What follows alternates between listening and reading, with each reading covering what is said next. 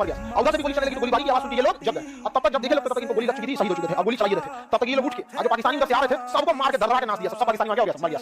अब जब पाकिस्तानी मर गया ये लोग को डबल खुशी, कबाबा मिल गया सियाचिन पे। अब इंडियन आर्मी भेजी सियाचिन पे रेकी करने के लिए, रेकी मतलब जासूसी करने के लिए। जो गया उनको ठंडा मार दिया, वापस आए लोग।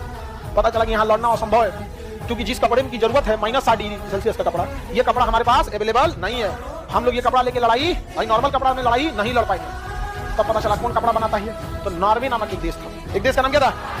नॉर्वे देश कपड़ा बनाता था। तो भारत ने कहा कि ठीक है अगले साल हम लोग युद्ध करेंगे, हथियार वगैरह रेडी रखो, और नॉर्वे से कपड़ा मंगाते हैं। नॉर्वे से जब कपड़ा मंगाएंगे तो कपड़ा बहुत हल्का था और ठंड पूरा रोक लेता था। तो लोग इंडियन आर्मी ने कहा कि ठीक है, नॉर्वे की कंपनी कहा कि हमको कपड़ा ऑर्डर करना है, 10,000 पीस हमको दे दीजिए। तो नॉर्वे ने ले लिया टेंडर, लेकिन कहा कि हम आपको 2 साल तक नहीं दे पाएंगे, क्योंकि अभी हमारे पास ऑर्डर बहुत ज्यादा है।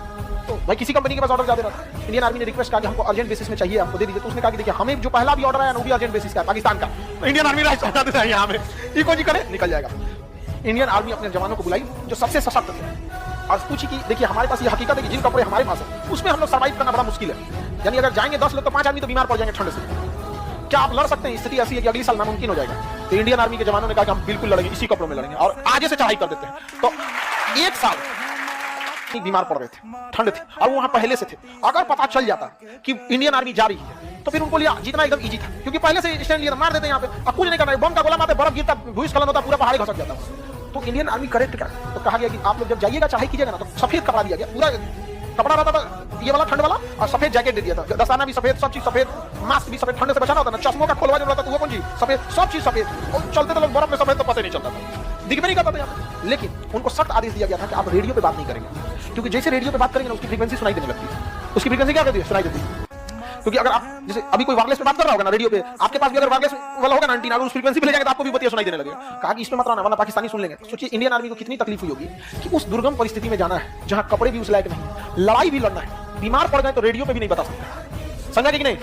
अब जब वहां पहुंचे कारगिल की लड़ाई एकदम सियाचिन पे, तो रास्ते में बहुत सारे लोग बीमार पड़ गए, लेकिन कैसे भी करके टेंट लगाया गया। टेंट लगाने से थोड़ा सा ठंड बच जाता है, हवा वगैरह, टेंट लगा के आराम कर रहे थे। एक सिपाही का जो बाहर संतरी की ड्यूटी कर रहा था, क्योंकि एक आदमी जगता है बाकी सब लोग सोए रहते हैं, और जब वो जगते हैं तो उसको लोग सुला देते हैं।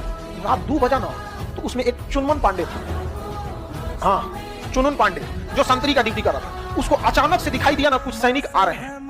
अब करे क्या करे, कुछ सैनिक आ रहे हैं तो देखा कि कुछ सैनिक आ रहे हैं तो सोचा उठाने के लिए, तब तक देखा कि उधर से सैनिक फायरिंग पोजीशन पे है। तो इधर से चुनमुन पांडे ने क्या कर दिया, गोली चला दिया। और जब गोली चलाया तो उधर से भी क्या चलने लगी, गोली चलने लगी। अब गोली चलने लगी तो इसने जो निशाना लगाया था सटीक लगाया था, और इस निशाने से मारा, उधर 3-4 ठो मर गया।